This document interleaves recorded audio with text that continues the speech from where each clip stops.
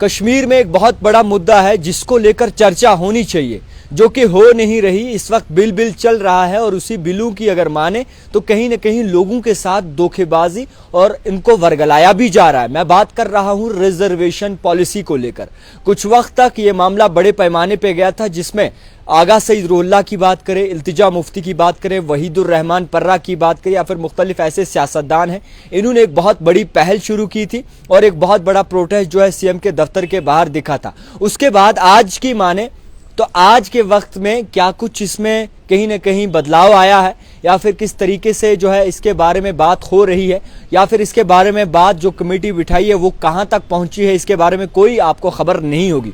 और मुझे नहीं लगता कि आने वाले वक्त में भी जो है इसको लेकर कोई बड़ी चर्चा होगी। इसी को लेकर कहीं ना कहीं जिस तरीके से लोग परेशान हैं, उसी तरीके से स्टूडेंट भी बहुत ज्यादा परेशान है और वो सोच रहे हैं कि आखिरकार उनके हक में फैसला कब आएगा। हमारे साथ एहतिशाम खान मौजूद हैं, जो कि स्टूडेंट राइट्स पे बात करते हैं हमेशा, और जिस तरीके से ये बात करते हैं, अव्वल दिन से जो है इनकी पहल है कि रिजर्वेशन पॉलिसी को लेकर जो है बात होनी चाहिए, ताकि जितने भी लोग हैं उनको आसानी हो और जितने भी स्टूडेंट्स हैं उनको भी आसानी हो। फिलहाल के तौर पर बहुत शुक्रिया वक्त देने के लिए एहतिशाम भाई। आपसे जानेंगे, जो पहल हुई थी आपकी, तो उसके बाद कहीं सारा जमावड़ा हो गया था, अकेले निकले थे आप, बड़े पैमाने पे लोग आपके साथ जुड़े और बड़े पैमाने पे लीडरशिप भी दिखी। उसके बाद ये मामला बिल्कुल गायब हो गया और आज जब बात करते हैं तो कोई इसके बारे में बात नहीं करना चाहता, कोई इसके बारे में खास बोलना नहीं चाहता। ये मुद्दा कहाँ पहुंचा, किस तरीके से पहुंचा, या इसके पीछे कौन लगा है, क्या कहेंगे आप इसमें? अस्सलाम वालेकुम, शुक्रिया जावेद भाई, आप यहाँ पे आए ये अपॉर्चुनिटी के लिए। काफ़ी टाइम से आपसे भी बात हो रही है, बाकी मीडिया हाउसेस से बात हो रही है। ये बहुत इट्स वेरी अनफॉर्चुनेट। हर बार हम चिल्लाते रहते हैं, गुजारिश करते हैं सरकार से, डिस्पेंसेशन से, मगर कांचनु बोझ नखते तैयारी खबर क्या क्या तिमन अम पत क्या निरान मे समझ तरान क्या अक एम्बिक्यूअस एटमॉस्फेयर तिमो क्रिएट कोरमुत। काफी ज्यादा एम्बिक्विटी है पब्लिक के बीच में, ओपन मेरिट के बीच में। हिस्टोरिकली अगर देखा जाए, अगर हम ग्राउंड जीरो से शुरू करें, हिस्टोरिकली ओपन मेरिट का एक रिप्रेजेंटेशन 78% हुआ करता था, जिसको चेंजेस करे गए, अमेंडमेंट्स करे गए, जिसको अभी मेरली 20% पे ले आए हैं। डे वन से इस पे काम करना शुरू करा, इस पे इसकी आवाज उठाने के लिए काफी ट्राई करा, हर एक जगह, हर एक डिस्पेंसेशन के पास गए, तब इलेक्टेड गवर्नमेंट नहीं थी, यूनियन गवर्नमेंट, यहाँ के एलजी साहब, सबसे अप्रोच करा, कुछ कॉन्क्रीट निकल कर नहीं आया। उसके बाद में इलेक्शन का ब्यूगल बजा, फिर जैसे कि आपको पता है, हम हर पॉलिटिकल पार्टी ने इनिशियली तो ऑन करने से मना कर दिया, फिर जैसे इलेक्शन नजदीक आए अपने मैनिफेस्टो में डाल दिए कि भाई हम इस पे काम करेंगे, इसको रिव्यू करेंगे, which was a welcome step. कि हम एक उम्मीद से गए थे, एक उम्मीद से वोट डाला लोगों ने, जो भी उसके पैरामीटर्स थे, वो पॉलिटिकल स्टैंड पे मैं नहीं जाऊंगा जी, बट हमारे साथ जो वादा किया हुआ था, रूलिंग पार्टी जो अभी सरकार में आई है जी, आज इतना वक्त गुजर गया है और हमको 1% भी उस पर इम्प्रूवमेंट या उसके ऊपर कुछ काम होते हुए नहीं दिख रहा जी। बस एक, मैं आपसे ही बात कर रहा था, हम इंटरव्यू कर रहे थे, तब एक ऑर्डर आया था कि एक सब कमेटी बनेगी, अनाउंसमेंट हुई थी, ऑर्डर नहीं आया था, ऑर्डर उसके ऑलमोस्ट 1 महीने बाद आया। अनाउंसमेंट के 1 महीने बाद आपको ऑर्डर आता है, उस ऑर्डर को आज आए हुए 2-2.5 महीना हो गया है, कोई फॉर्मल कम्युनिकेशन नहीं सब कमेटी की तरफ से, कोई मेरे को नहीं लगता किसी स्टेक होल्डर को ऑन बोर्ड लिया गया है। उससे पहले एक बहुत बड़ा प्रोटेस्ट हुआ चीफ मिनिस्टर साहब के घर के बाहर, जिसमें हमारे सिटिंग एमपी साहब थे, उनकी अपनी रूलिंग पार्टी से है, ऑपोजिशन के एमएलए साहबान थे, ऑपोजिशन के बाकी पॉलिटिकल लीडर्स थे। एम्पलीफाई हो रखी थी बात, काफी एक अपने उरूज पे पहुंच गई थी वो बात, एक hot talk of the town था वो चीज।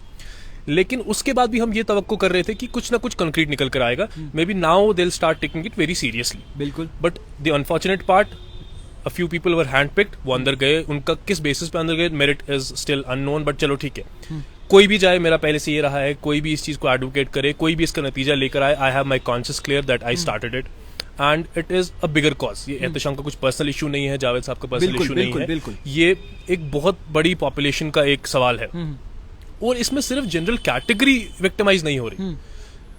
Victimise in the sense, I would say they are not the only stakeholders. मैं हमेशा से ये कह रहा हूं कि बाकी जितने भी कम्युनिटीज हैं, हमको सबको ऑन टेबल लेकर इस पे काम करना है।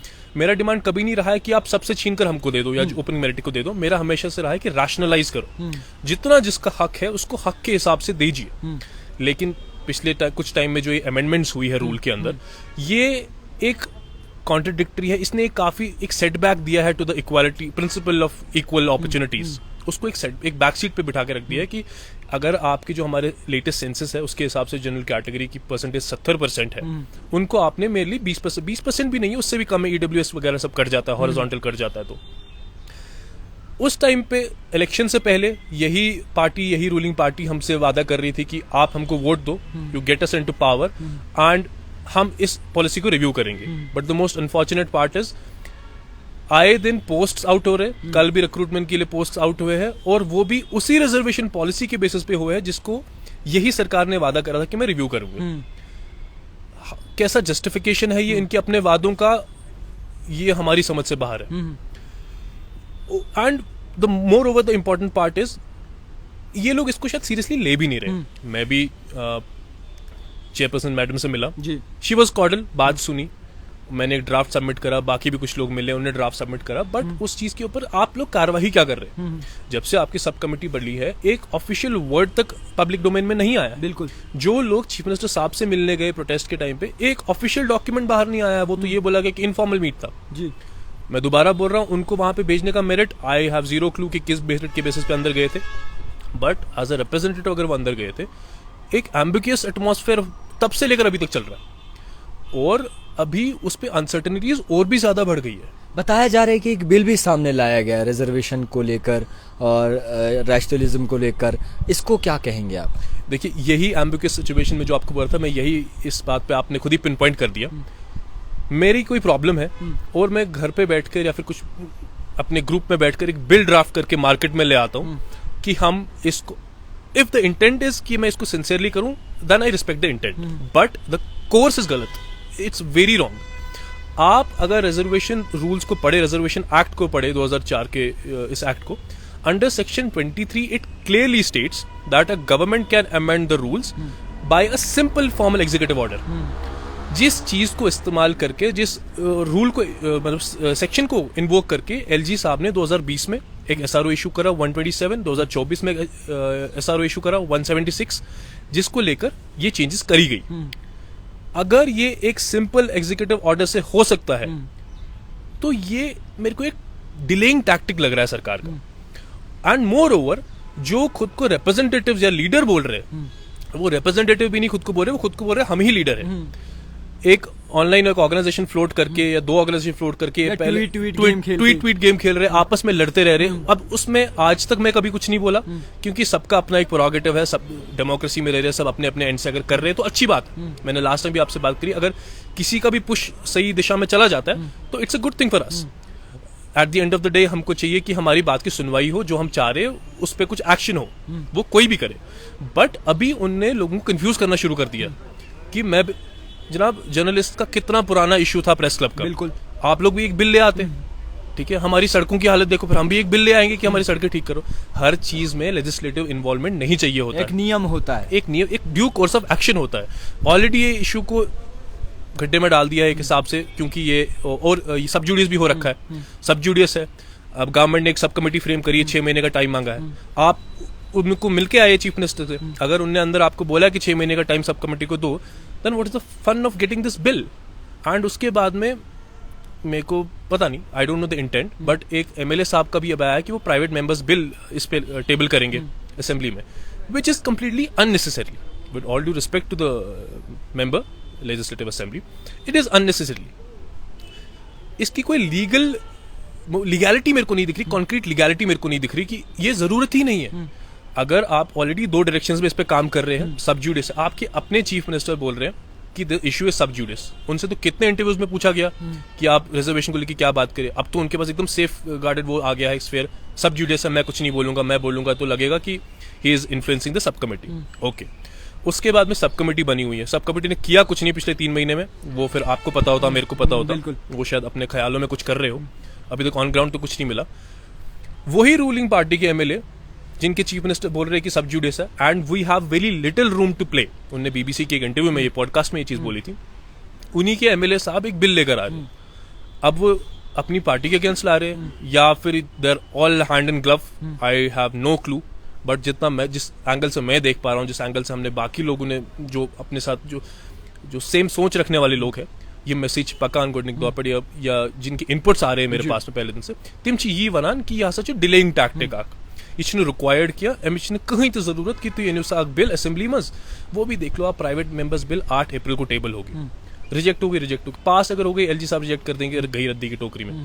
जरूरत ही नहीं है, इससे अच्छा अगर वही रूलिंग पार्टी के एमएलए साहब है, हमारे पास प्रोटेस्ट में ऑपोजिशन पार्टी के एमएलए थे, वहीद परा साहब थे, शेख खुर्शीद साहब थे, अगर ये लोग प्रेशराइज करे rather than getting a bill tabled in the assembly, ये इन ऑपोजिशन वाले एमएलए से बात करें, साथ में जाके गवर्नमेंट को प्रेशराइज करे कि एक फॉर्मल एग्जीक्यूटिव ऑर्डर पास करो, ये मसला तो एक दिन में सॉल्व हो जाएगा, 1 घंटे में सॉल्व हो जाएगा।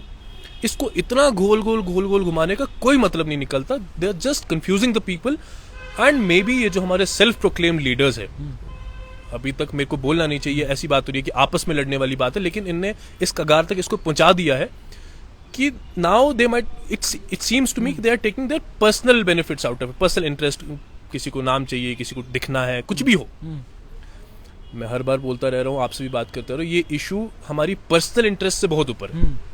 इसमें हमको देखना हमारे बहुत क्या पूरी पॉपुलेशन का फ्यूचर इस पे बेस्ड है। बिल्कुल, बहुत बड़ी बात है, बहुत बड़ी बात है। अभी शायद हमारे पेरेंट्स रियलाइज नहीं करें। मैं हर बार पेरेंट्स से रिक्वेस्ट करता हूँ कि आप रियलाइज करें कि कितना बड़ा इशू है। शायद हम इसको बहुत हल्के में ले रहे हैं कि चलो जो है, जैसे आर्टिकल 370 के पीछे सब शुरू हो जाते हैं, हाँ 73 स्टेट हुड, ये हमारे इंपॉर्टेंट। आप वो चीज देख लो कि कल को जब आपको एडमिशन नहीं मिलेंगे, जब सरकारी नौकरियां नहीं होंगी, नौकरियां होंगी तो प्रमोशन नहीं होंगे, वो चीज को भी आपको देखना पड़ेगा। Maybe after gap of 10 years और 5 years you will get the realisation, लेकिन तब चिड़िया खेत चुग गई होगी। बहुत बड़ी बात आपने कही है, बहुत अच्छा कदम आप उठा रहे हैं। उम्मीद करते हैं कि आने वाले वक्त में इसका कोई हल जरूर निकले। फिलहाल के तौर पर मैं ये जरूरी कहना चाहूंगा, जो ट्वीट गेम चल रहा है और खुद को लीडर साबित करने में कुछ लोग ऐसे हैं जो बिल्कुल भी कसर नहीं छोड़ते, उनको ये बात जरूरी पहुंचनी चाहिए, उनके कानून तक जरूर ये बात पहुंचनी चाहिए कि जनाब यह मसला सिर्फ एक का नहीं है या लीडर बनने का नहीं है, मसला पूरी जम्मू कश्मीर के अवाम का है, यूथ का है और उन लोगों का है जो इस वक्त बेजार हैं, कहीं ना कहीं आगे बढ़ने की कोशिश करते हैं, यूनिवर्सिटीज में, कॉलेज में जिनको एडमिशन नहीं बनता। फिलहाल के तौर पर इस चीज पर चर्चा होनी चाहिए और ऑन ग्राउंड इस पर फैसला लिया जाना चाहिए ताकि जम्मू कश्मीर का फ्यूचर जो है वो दांव पे ना लगे। फिलहाल के तौर पर देखते रहिए द टाइपराइटर जावेद खान के साथ। फिनिश।